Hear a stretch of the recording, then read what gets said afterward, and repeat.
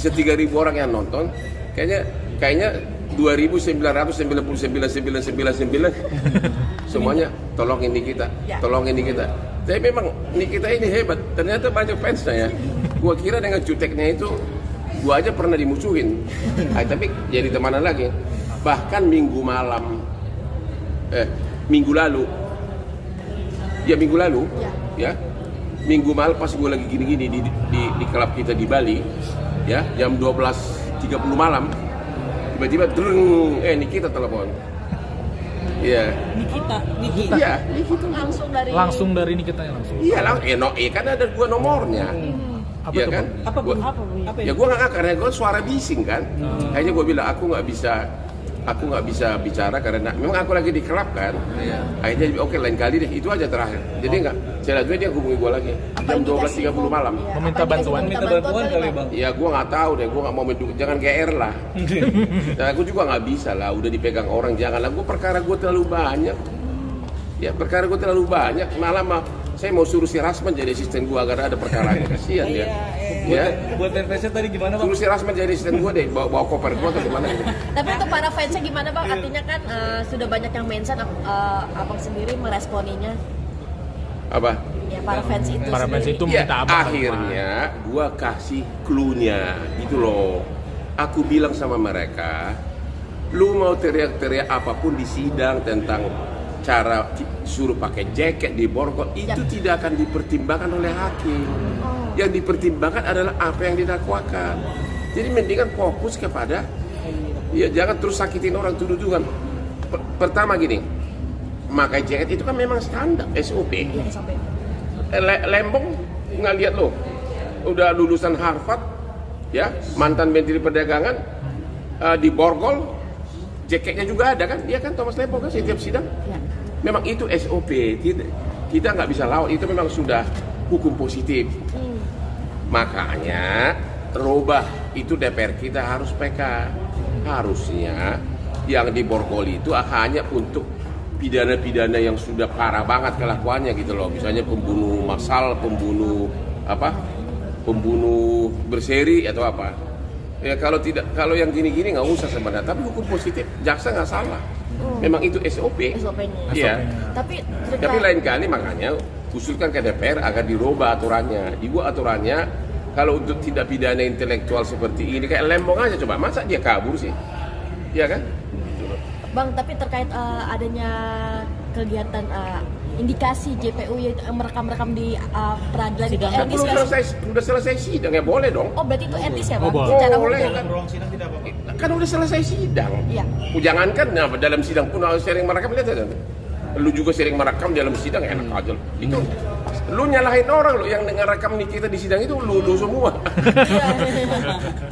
Iya kan banyak yang salfok gitu ya Pak. Enggak, itu yang JPU itu adalah sudah lu lihat kan, hakimnya udah nggak ada kan? Iya. Aku lihat kok itu. Ya nggak apa-apa dong. Oh tidak apa-apa ya Bang? Nggak apa-apa dong. Mungkin masyarakat kita kan belum ada yang Iya, masa nggak tahu? Dia kan sudah nggak ada sidang. Kecuali sambil bertanya sambil direkam lagi sidang, itu salah. Ya kan? Halo saudara terdakwa, harus direkam, itu salah, nggak boleh. Kalau itu kan saya lihat sudah selesai sidangnya, ya. Bang, kalau Sudah nggak ada hakim. Berarti banyak yang memojokkan JPU, Abang melihatnya seperti apa nih? Saya objektif aja, ya. Pertama, kan protes gara-gara tidak memakai jaket tahanan. Itu memang sesuai aturan mainnya. Jangankan Nikita, Tom Lembong aja diborgol sama pakai jaket. Itu, ya. Makanya agar kalian usulkan ke DPR agar dibikin undang-undang hanya yang tindak pidana yang seram, yang benar-benar pembunuh massal, yang bisa kabur, yang perlu diborgol gitu loh. Ya itu perlu. Tapi yang sekarang memang semua orang bisa diborgol. Bang, dengan sikapnya Nikita yang marah-marah, ngamuk segala macam itu makin memperberat masa hukuman Ya justru dia, itu nggak perlu marah-marah, harusnya yang perlu di sidang itu seperti gaya gua nggak nyerang orang tapi substansi hukumnya gua gitu loh. Itu harusnya. Jadi jangan marah tentang hal-hal di luar substansi perkara, ngerti gak? Coba lihat gua kalau bersidang, ya gua fokus kepada itunya itu, fokus benar-benar. Gua saksinya pun bisa gua langsung to the point, ya. Jangan hal-hal yang begitu. Harusnya nih kita ya fokus ke arah, hey, skincare kamu dulu begini. Nah, kau punya kelemahan kan? Makanya kamu suruh aku untuk tidak bocorin. Berarti impas dong, ya kan? Berarti kau bukan korban. Kenapa? Kau kelemahan kamu kau tutupin. Kau happy, kau kasih gua aku. Ya kalau kau impas tidak rugi, malah gua lindungin kamu. Kok jadi pelapor gitu caranya harusnya, ya kan? Harusnya fokus ke sana, fokus skincare-nya itu di mana satu-satu uraikan, yuk. Agar kalaupun misalnya di tingkat pertama kalah, masih ada banding kasasi PK, masih ada. Harusnya yang paling penting itu sekarang, gitu loh. Fokus semua, kumpulkan semua dia punya produk yang ini begini, yang ini begini, yang ini begini, yang ini katanya bikin Hotman kok malah makin coklat gitu. Gitu. Bang, selain marah-marah juga kan adanya penghinaan terhadap JPU itu sangat memberatkan nggak sih Bang? Itu nggak boleh. Saya udah bilang fokus lah, ya. Marah boleh, tapi marahlah ke arah yang substansi. Kalau ya boleh marah kalau misalnya JPU motong-motong, tapi protes. Majelis hakim gitu, gaya teriak gitu loh. Jangan serang orangnya. Saya keberatan begini. Gitu itu substansi. Kalau itu boleh teriak. Tapi jangan hal-hal di luar itu soalnya. Saya udah makanya bilang karena pada akhirnya jangan bikin sakit hati semuanya, termasuk hakimnya. Toh nasib kamu di tangan dia. Tong, selesai lu mau ngomong apa kek? Gitu kan. Berarti bisa dibilang lebih fokus ke permasalahannya ya Bang? Aku bilang begitu, fokus, nggak ada gunanya. Memang di medsos indah banget. Indah banget di medsos seolah-olah, ya kan. Tapi pada akhirnya kan hakim yang mutus kan. Janganlah. Fokus, makanya saya bilang harusnya kalau gue jadi lawyer dia atau dia, hey, termasuk sama media, ini gue punya skincare lo. Lu bilang gini kan, malah gue makin coklat gitu. Nah, itu kupas habis. Oh, itu baru keren. Kupas habis kelemahan. Kan ini kan perkara kan. Kupas habis kelemahan lawan, begitu dong. Ya. Berarti dari mulai gestur, dari ucapan itu harus dijaga ya Bang? Ya iya dong, lihat gua tuh. Aduh, kurang sakit apa ini klien gua nih coba. Tom Lembong sudah bebas. Ini hanya turut serta, kok nggak bebas-bebas. Saya tetap sopan omongannya. Karena kalau gua nggak sopan gua diusir. Jadi alasan untuk mengusir gua. Kalau gua sopan kan nggak bisa diusir, tapi kan pesan nyampe. Itu loh. Jadi bilang sama Nikita dan timnya, namanya juga berperkara kan, bongkar kelemahan lawan, kuncinya di situ, ya. Jangan lagi itu melulu, ya. Kadang-kadang juga nih kita begini depan sidang, sampai gesturnya gini Bang, kayak nantang. Iya, nggak boleh begitu. Nggak boleh ya Bang ya. Merugikan dia. Abang ngelihat ada indikasi bisa bebas atau bisa pulang? Gua nggak tahu. Oh, gua dari mana gua tahu? Penangguhan penahanan. Gua nggak kan lihat buktinya. Dia minta penangguhan penahanan terus. Jarang lah kalau orang udah disidang. Kalau orang udah disidang dalam keadaan ditahan itu jarang penangguhan penahanan, kecuali karena sakit. Ya, disuruh sakit ya. Berarti, sakit hati gitu. Berarti untuk penangguhan penahanan bakalan tidak mungkin terjadi ya. Gimana lu bisa penangguhan penahanan? Nafasnya aja bilang hak, lu tidur lu idu lu. Gimana coba? Lu udah sakitin orang, gimana sih? Ya. Ini pesan-pesan Udah.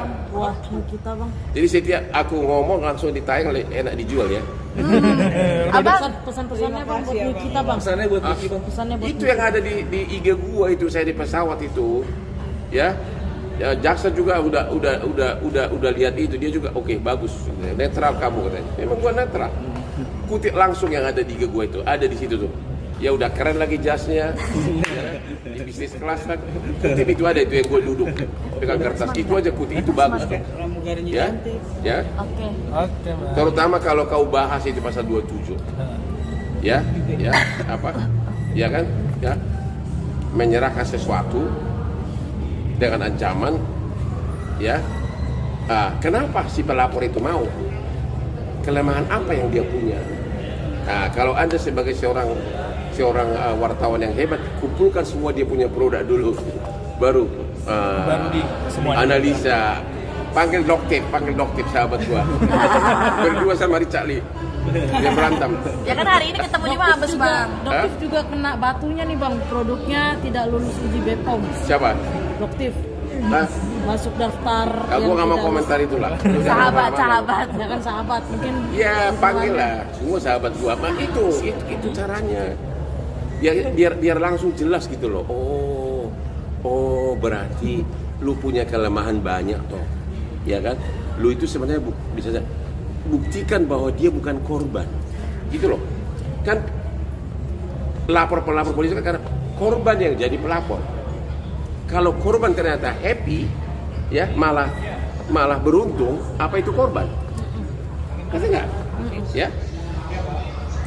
Contoh, gue bilang sama lo, ya, awas lu, kamu kemarin tidur sama Pak Lurah, ya kan?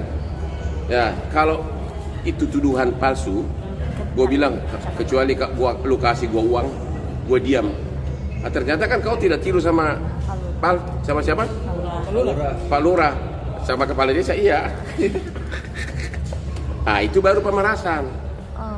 Tapi kalau benar kau tidur dan ada foto-fotonya, ada video-videonya kau lagi goyang apa gitu loh, dan kamu bilang sama dia jangan bongkar ya, ini duitnya nih. Nah itu apa coba? Kamu korban atau apa? Kesepakatan. Pidana itu kan korban, harus korban. Ya itu kalau kalian, makanya semua produknya lawannya itu kalian analisa, baru keren ya. Naik penjualan kamu ya. Ya. Udah? Bang, mungkin bang